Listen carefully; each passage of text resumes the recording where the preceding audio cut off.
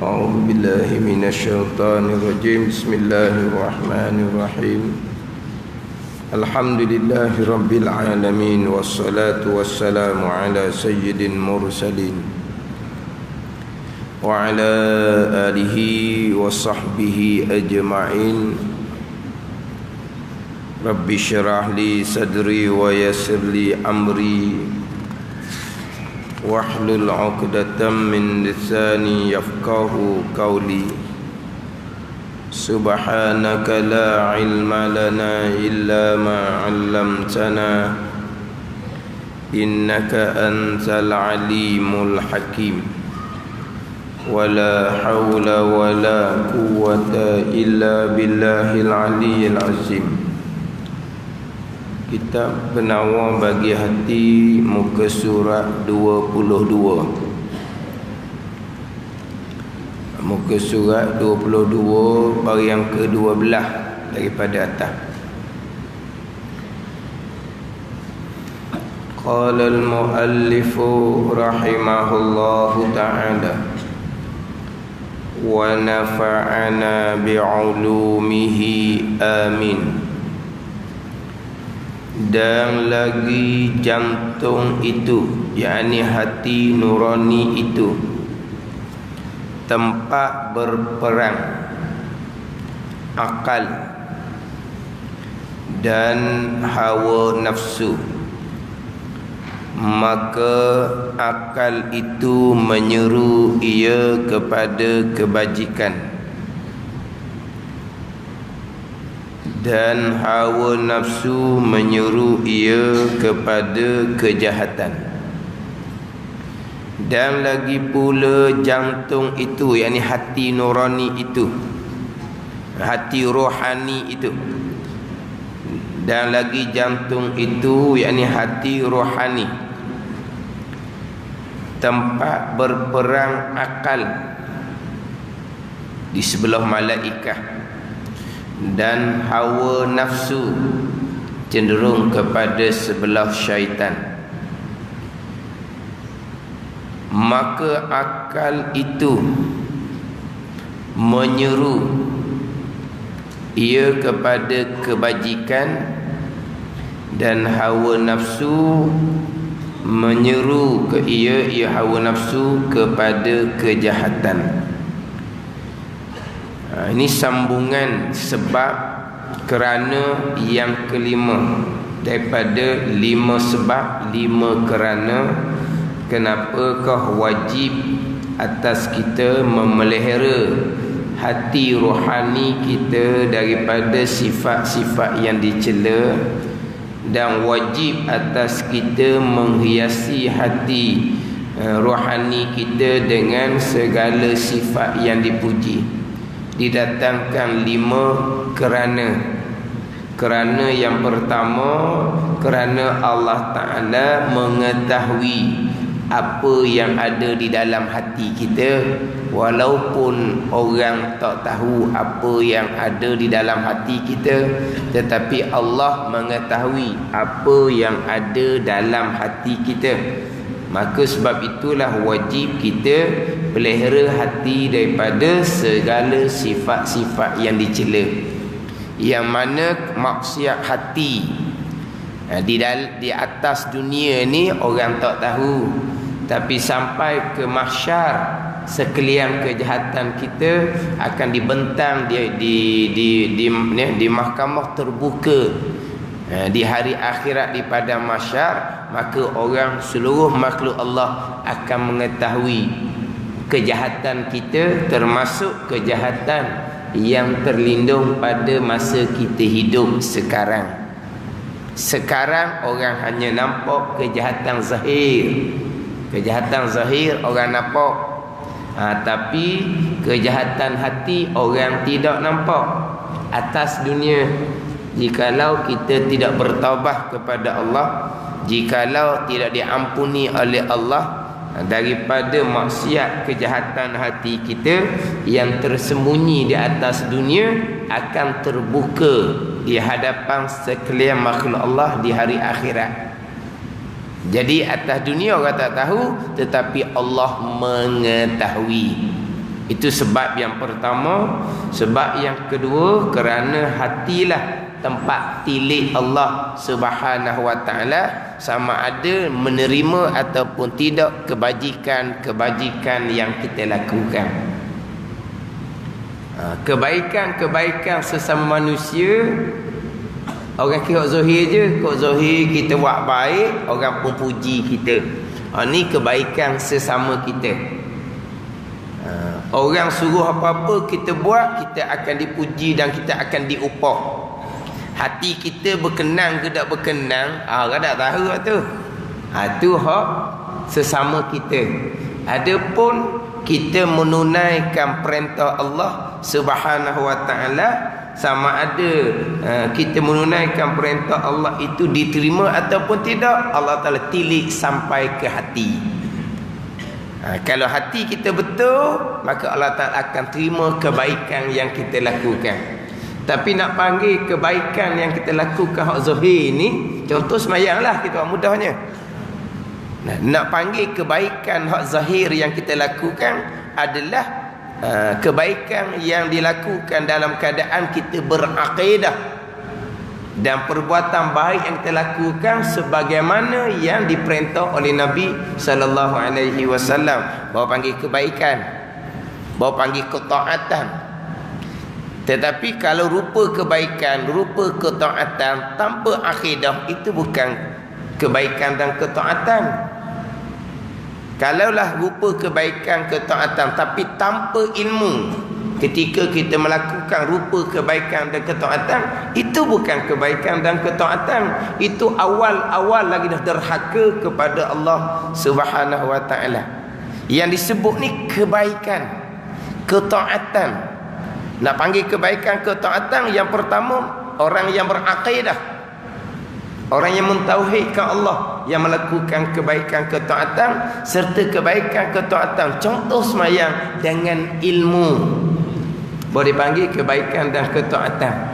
Jadi kebaikan dan ketaatan dengan akidah yang sebenar, dengan sembahyang yang sebenar, Tuhan terima tak terima, Tuhan tilik ke hati. Ikhlas ke tidak. Tapi kalau hak akidah tak ada, mayaban tak apa, ilmu tu derhaka tu. Ke derhaka ikhlas juga. Kita sebut derhaka hak zahir, tinggal tak semayang, berjudi, itu memang derhaka lah. Tapi kita lupa derhaka yang paling besar, derhaka akidah. Di antara derhaka laginya semayang tanpa mencukupkan syahadat dan rukun, itu derhaka dosa besar. Walaupun rupa zahirnya macam kebajikan, rupa zahirnya macam ketaatan. Jadi kebajikan yang sebenar, ketaatan yang sebenar, Tuhan terima tak terima, Tuhan tilik di hati. Itu sebab yang kedua, kenapa kita kena pelihara hati daripada sifat-sifat kecelaan. Kemudian yang ketiga pula, hati itu diumpamakan seperti raja. Kalau hati kita baik, insya-Allah anggota zahir kita pun baik. Tapi kalau hati kita tak baik, maka anggota zahir pun kita jadi tak baik. Itu sebab yang ketiga. Sebab yang keempat, di hati kita ni lah tempat taruh sifat-sifat kepujian. Keimanan taruh di hati. Hak kita beriman memang di hati. Kemudian kekuatan iman pun di hati. Datang daripada mana kekuatan iman, kekuatan makrifah? Datang daripada ketaatan kita, tauhid fiqh, kemudian keikhlasan kita, ketaatan diterima oleh Allah. Maka keimanan di hati kita kuat, makrifah di hati kita pun kuat. Tempatnya di hati. Ini pembicaraan empat hati. Kemudian yang kelima, kerana hati itu tempat ilham daripada malaikat dan tempat godaan daripada syaitan. Hatilah tempat tujunya. Hati tempat tuju. Tempat malaikat campur kebaikan adalah di hati, dan tempat syaitan goda adalah di hati. Cuma macam sebut mengelepah lah, kadang-kadang godaan syaitan, tipu daya syaitan atas rupa kebajikan sebagaimana yang disebut oleh Imam Ghazali rahimahullah dalam kitab Minhajul Abidin. Ini hak kita takut. Tetapi kalaulah kita dahulukan ilmu atas ibadah, kita boleh tahu manakah kebaikan yang sebenar, manakah ketaatan yang sebenar. Tapi kalau tanpa ilmu, mudah-mudah diperdaya oleh syaitan. Sebagai contoh saya sebut minggu lepasnya, terkadang kita rajin melakukan amal-amal sunat, tetapi kefarduan kita hampakan. Golongan seumpama ni yang dinyata dalam kitab Sirajut Talibin, syarah kepada kitab Minhajul Abidin, golongan-golongan yang tertipu atas rupa kebaikan. Mana golongan yang mementingkan sunat-sunat dan fadilah-fadilah, tetapi menghampakan kefarduan. Kefarduan yang paling besar adalah ilmu fardu ain tauhid fiqh tasawuf. Itu kefarduan yang paling besar. Kemudian amal berpegang dengan akidah yang sebenar, itu kefarduan yang paling besar. Kita nak berpegang dengan akidah yang sebenar, amal yang paling besar didahulukan dengan ilmu. Untuk kita mengenal manakah akidah yang sebenar, akidah Ahlussunnah wal Jamaah, manakah akidah yang terpesong, akidah Mu'tazilah. Itu hak kefarduan hak besar. Kemudian kefarduan kita sembahyang. Kita faham sembahyang fardu, kita lupa sembahyang fardu, tetapi kita difardukan wajib fardu ain kepada kita belajar molek bab rukun dan syarat sembahyang. Bukan sembahyang je fardu, tetapi belajar fardu ain berkaitan hukum sembahyang pun fardu.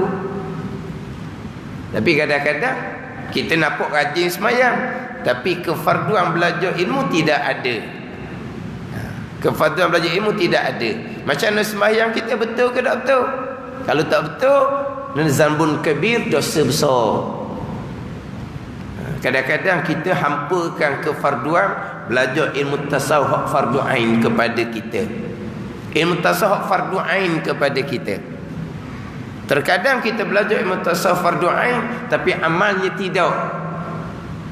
Yang mana amal fardu ain tasawufnya ini pelihara daripada sifat kecelaan, hiasi hati dengan sifat kepujian.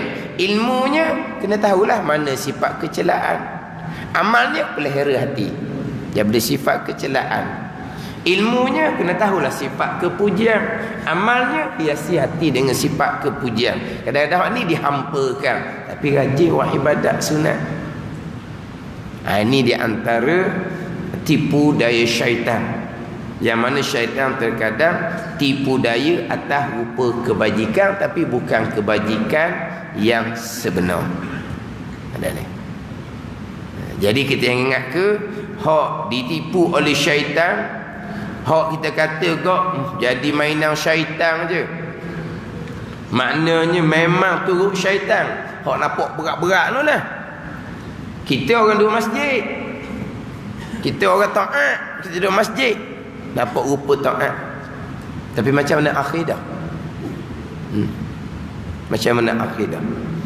Sembahyang kita dengan ilmu ataupun tidak? Hati kita ikhlas ataupun tidak? Hati kita ada tak sifat riya, ujub, takabur, hasad? Kadang-kadang hak dalam masjid ni lah hak kuatnya riya, ujub, takabur. Duduk dalam masjid ni sombong kadang-kadang. Apa tu? Kita kata orang hak jadi orang syaitan lah, kita kata. Oh tu ikut syaitan tu, kita nampak orang lain tu. Hak dalam masjid macam mana? Kalau akidahnya akidah terpesong, tak ada apa lah. Itu bagian syaitan lah. Hak tu paling besar sekali.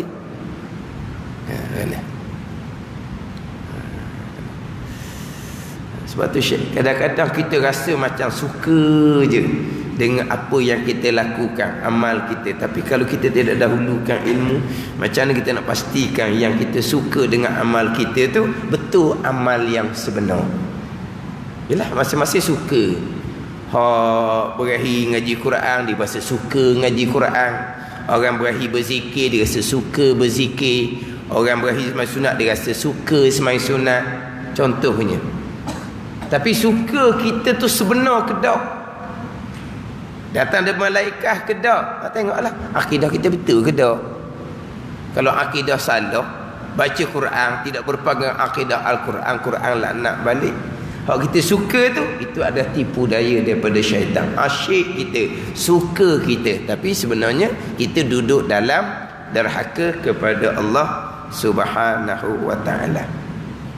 Ni atas masing-masing ni. Ini atur atas masing-masing. Biarlah kita betul-betul duduk atas jalan agama, garis agama. Kalau tidak duduk atas jalan betul, yang betul atas garis agama, walaupun rupa zahir itu agama, tapi kadang-kadang semuanya adalah tipu daya daripada syaitan. Jadi syaitan ni hati tempat ilham malaikah, dan hati juga tempat waswas tipu daya daripada syaitan. Dan lagi jantung, yakni hati rohani itu tempat berperang akal dan hawa nafsu. Akal sebelah malaikat dan hawa nafsu sebelah syaitan. Maka akal itu menyuruh ia kepada kebajikan, dan hawa nafsu menyuruh ia kepada kejahatan. Inna nafsa la ammaratun bisu. Itu nafsu hak asal. Nafsu hak asalnya adalah dia nafsu ni dia suruh kepada kejahatan. Hak tu hak nafsu. Nafsu hak asal. Nafsu yang belum terlatih, dia seru kepada kejahatan. Jadi akal sebelah malaikah, kemudian nafsu duduk sebelah syaitan. Maka sayugia sepatutnya bahawa tiada dilalaikan, tiada dilupakan daripada pembicaraan berkaitan dengan jantung hati. Tambahan lagi bahawasanya kesalahan jantung itu, kesalahan hati itu lebih besar. Kesalahan jantung itu, kesalahan hati itu lebih besar. Contoh kesalahan hati ni, takabur kabair, dosa besar. Riak kabair, dosa besar. Bukan kecil-kecil tu. Kemudian dia kejahatan zahir ni, dia ada ketika time dia buat salah. Contohlah, kita buat contoh. Time dia berjudilah dianya. Tapi berjudi dia ada masa lepas terima gaji tau. Mana? Tak tahulah. Dia berjudi ni dah ada macam-macam persen. Ada orang dia berjudi siang malam, mungkinlah waktu tu. Faham tak? Dia berjudi ni ada masa-masa dia. Tetapi riak, wujud, takabur ada masa. Kalau riak, wujud, takabur ni memang ni sebati di hati kita, itulah sifat kita selama-lamanya. Terutama sekali takabur. Macam mana? Kemudian pula maksiat zahir ni terkadang terhenti. Bukan bertaubat, bukan nak berhenti, terhenti. Kerana tak ada duit, kerana tak ada guru, tak ada kawan, kerana tak ada upaya, tak ada tenaga, terlantar dah, kena nyakit dah. Tapi bukan bertaubat, tidak bertaubat. Tetapi walaupun tidak bertaubat daripada dosa-dosa yang telah lalu, terkadang kesalahan zahir ni terhenti kerana sebab-sebab tadi. Tetapi kesalahan hati, riak, wujud, takabur terhenti dengan tak ada duit, terhenti dengan tidak ada daya upaya, terlantar. Bila terlantar, hilang sifat riak, wujud, takabur. Hilang. Kesombongan hilang dengan sebab terlantar. Sifat cela lagi, ghadab, pemarah hilang dengan sebab terlantar. Masa dia sihat, dia backing. Pemarah dia backing masa dia sihat. Orang tak berani dengan dia, kena retak lalu. Mana? Kena ketat lah. Apabila dia terlantar, nak retak orang tak boleh dah. Sebab dia pun orang buat belaka dah. Nak retak orang mana? Pakai baju pun orang buat. Nak retak orang lagi dah. Dalam keadaan dia terlantar gitu, sifat mazmumah ghadab akan hilang. Hilang. Tangan tak boleh nak akak pun, nak retak sokmo. Kaki tak mampu nak angkat apa, nak sepak sokmo. Ni sifat ghadab, sifat pemarah, sifat cela kekal. Bukan setakat kaki tu tak boleh nak angkat, kaki pun tak ada. Kaki pun tak ada. Kaki pun tak ada. Kena kerak dah kecil mani. Nak sepak semacam, kaki tak ada. Sebab apa tu? Ghadab, pemarah. Berserta dengan sifat takabur. Tak mau dengar. Kan selama ni kan, kita hok backing, kita hok sombong. Kita kata A, kita kata B, kita kata putih, kita kata hitam. Betul salah mau dengar je. Bila terlantar, adakah hilang sifat seumpama tu? Ni kata kesalahan hati ni lebih besar. Sebab itulah kena tupu kepada persoalan hati.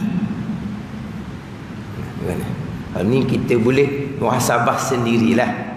Sebab hati ni tak ada orang boleh tolong nasihat kepada kita, tak ada. Hati kita sendiri-sendiri. Sebab itulah masa saya mengaji memang Tok Guru sangat tekan bab hati.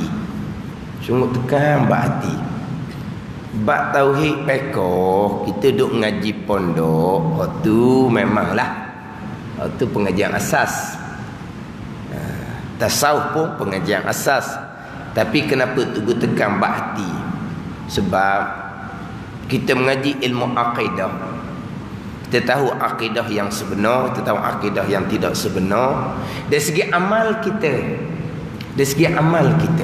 mana amal kita? Berakidah dengan akidah Ahlussunnah wal Jamaah. Pelihara, jangan sekali-kali berpegang dengan akidah yang salah, Mu'tazilah. Hak ni clear ni. Baik. Ke macam mana? Kita tahu dah akidah Ahlussunnah wal Jamaah macam mana, kita tahu dah akidah yang salah macam mana. Tiba-tiba kita sekali-sekala nak pegang jugalah. Nak pegang juga sekali-sekala dengan akidah yang salah. Ada dah. Bab akidah clear. Bab akidah clear. Sebab tu kita orang yang beriman, walaupun dia bercakap asbab, makan nasi kenyang, minum air hilang dahaga, pisah tajam putus, telang Panadol hilang penipala, makan tu baik. Kenapa tidak dibimbangi? Tak, ni akidah tetap dah. Hak tu cakap asbab je, akidah tetap dah. Semua perbuatan Allah Subhanahu wa taala. Cakap asbab pun tak ada using pun. Kena molek 2-3 pinggang, kenyang. Tengok tu. Makan obat, memanglah sihat. Kenapa tidak dibimbangi percakapan seumpama tu? Sebab akidah solid dah. Segala-galanya perbuatan Allah Subhanahu wa taala. Ni bab pegangan. Mengaji molek dah using dah. Bab berpegang itu amal yang paling besar. Tapi ilmu molek ni, kalau ilmu tak mengaji ni likut bab akidah, tu gelak gambar lah. Tak ada benda lah kalau likut bab akidah. Kemudian kita pergi pula pada ilmu fiqh. Kita mengaji bab syarat rukun sembahyang, syarat bagi tiap-tiap rukun, syarat berjemaah. Kita mengaji perkara-perkara membatalkan sembahyang contohnya. Amalan clear. Kita sembahyang pasti kita akan jaga hukum hakam. Hak kewajipan dan sembahyang kita akan sempurnakan syarat rukun. Hak batal, hak tu sama sekali kita tak akan buat. Tu mana?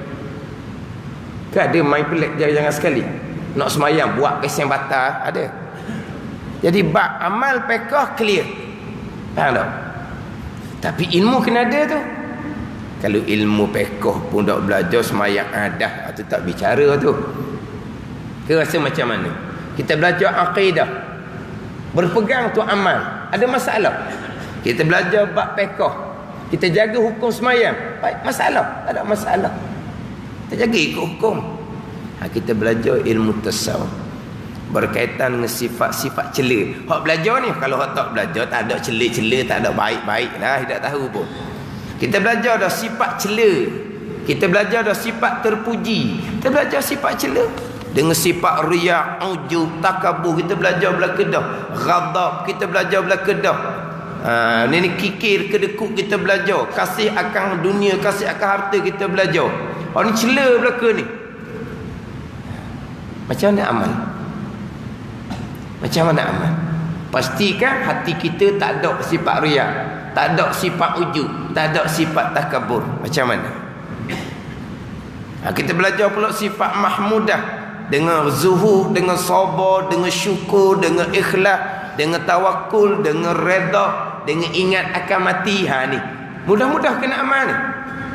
Ni bicara bak hati.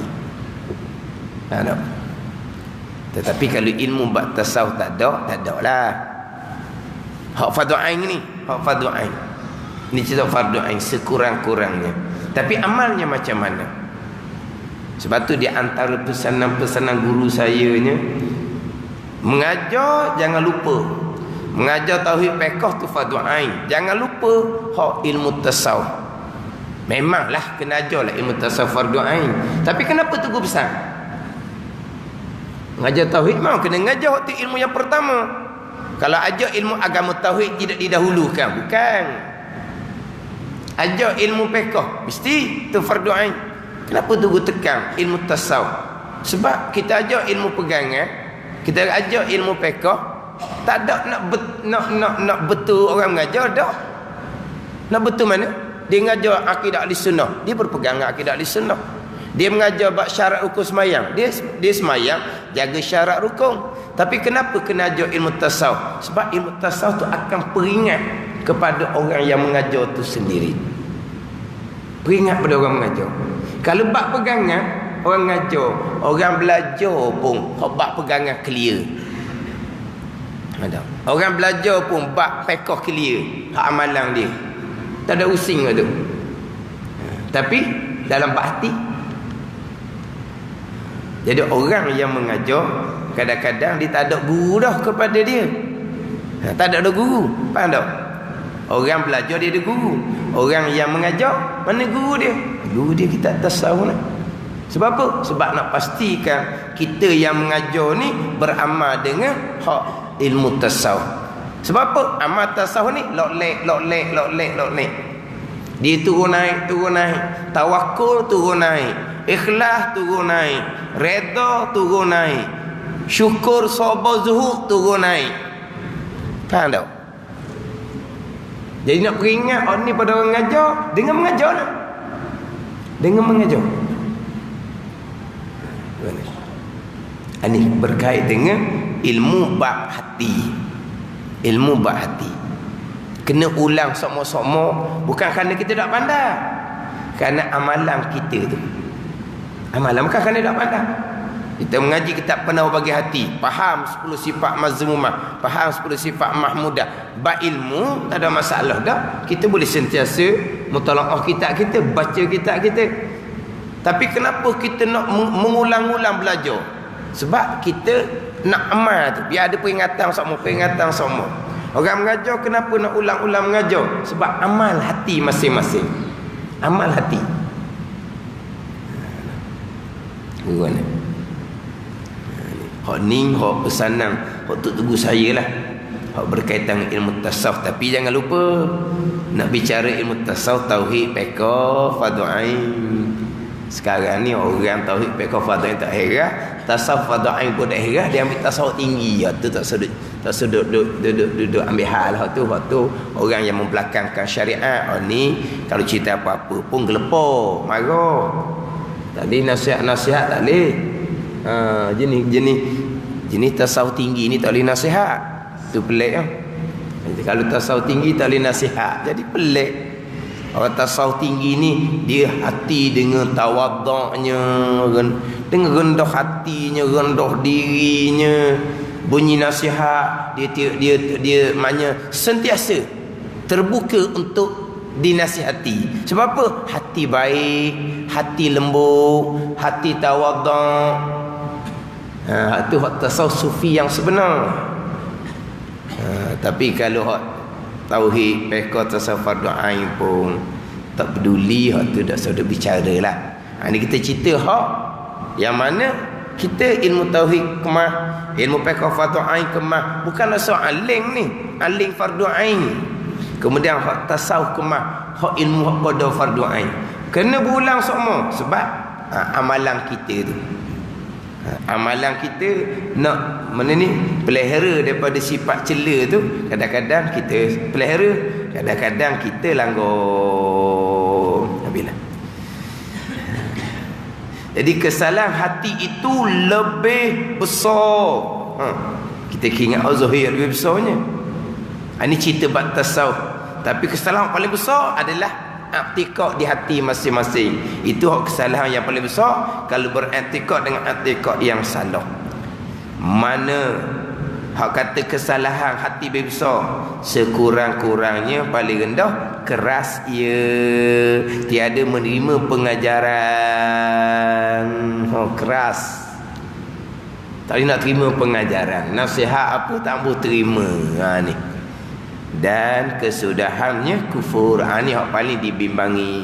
Daripada mula asalnya keras hati, kesudahannya bawa kepada kufur. Tiadakah engkau dengar akan firman Allah Ta'ala, aba wastakbara wa kana minal kafirin. Artinya enggan oleh iblis daripada sujud kepada Adam AS dan membesarkan diri ia iblis, dan jadilah ia iblis daripada sekarang yang kafir. Maka takabur itu di dalam jantung, di dalam hati, maka menyebabkan ia akan tertegah daripada sujud dan akan kufur dengan Tuhannya, wal iyazabillah. Jadi kesudahan kesalahan jantungnya adalah kufur. Sekurang-kurangnya keras ia, keras hati, tiada menerima pengajaran. Jadi malam ni setakat ni je lah. Beriti di tiadakah engkau dengar akan firman Allah Subhanahu wa ta'ala. Wallahu alam. Jadi malam ni beriti awal sikit, sebab ada program munajat perdana. Kemudian lepas isyak tak ada kelas lah kita malam ni. Lepas isyak tak ada kelas, kita kelas maghrib je. Kemudian untuk makluman, minggu hadapan kelas kita tak ada sekali. Minggu hadapan maghrib pun tak ada, isyak pun tak ada. Sebab 14 hari bulan tu, hari Khamis malam Jumaat, pejabat agama dia buat program dia. Jadi pejabat agama dia buat program dia, dia ambil malam tu. Dia ambil malam hari Khamis malam Jumaat 14 hari bulan. Jadi minggu depan maghrib pun tak ada, isyak pun tak ada. Kita cuti sekali. Sedap juga dengar cuti dah. Cuti sekali. Sebab pejabat agama dia buat program dia untuk malam tu. Jadi kita cuti sekali. Kemudian malam ni lepas isyak kita cuti juga. Jadi isyak 2 kali cuti. Minggu ni sekali cuti isyak, minggu depan sekali cuti isyak. Sayang juga kelas ni. Sayang kalau tak ada perkara yang ni yang tak dapat elakkan tu, kita usahakanlah dia kelas ni memang kena apa ni, kena tetap istiqamah baru jadi. Kalau main celang-celuk ni gitulah. Tapi setakat ni alhamdulillah kita sama-sama kan, sama-sama nak mengajar, nak belajar, kita sama-sama insya-Allah kita istiqamah selama mana Tuhan beri keupayaan kepada kita ni. Selama mana Tuhan beri keupayaan kepada saya pun, selama Tuhan beri keupayaan kepada orang nak belajar pun, selama Tuhan beri keupayaan. Gitulah. Jadi dengan hak keupayaan Tuhan beri ni, kita jagalah istiqamah dalam mengajar dan juga dalam belajar. Wallahu a'lam. Bismillahirrahmanirrahim. Alhamdulillahirabbil alamin, wassalatu wassalamu ala sayyidil mursalin wa ala alihi wa sahbihi ajma'in. Allahumma iftah alaina futuhal arifin. Allahumma allimna ilma akdamin wa fahimna famas sabiqin warzuqna riqat talibin. Allahumma zidna ilman wa alhiqna bis salihin. Wa sallallahu ala sayyidina Muhammadin wa ala alihi wa sahbihi wa sallam. Alhamdulillah.